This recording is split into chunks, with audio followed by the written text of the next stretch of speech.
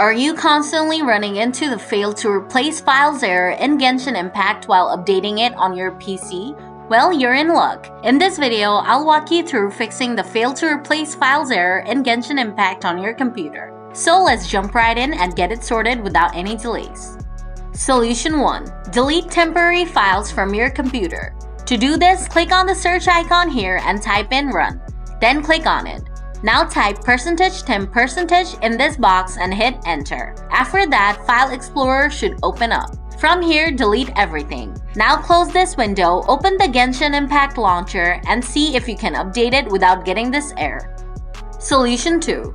End the update process from the Task Manager. To do this, right-click on the taskbar and select Task Manager.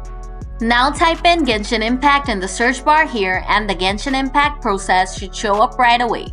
Next, right-click on the process and click on the End Task from the context menu. Then close the Task Manager and reopen Genshin Impact Launcher and check if you can update without getting this error.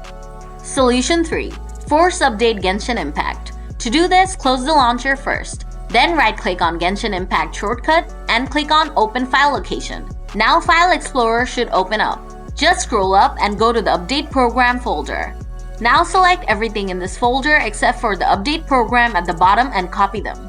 Then come back to the Genshin Impact folder and paste the copied files. Now this window will show up. Just click on Replace the files in the destination. Then click on Continue. Once you've replaced the files, just open the launcher. And you'll get the newest version of Genshin Impact on your computer. Also, you shouldn't get that error in Genshin Impact anymore. So that's how you fix the fail to replace files error in Genshin Impact on your PC. If the video was useful to you, smash that like button. Got any questions? Just leave them in the comments and I'll get back to you soon. Thanks for watching.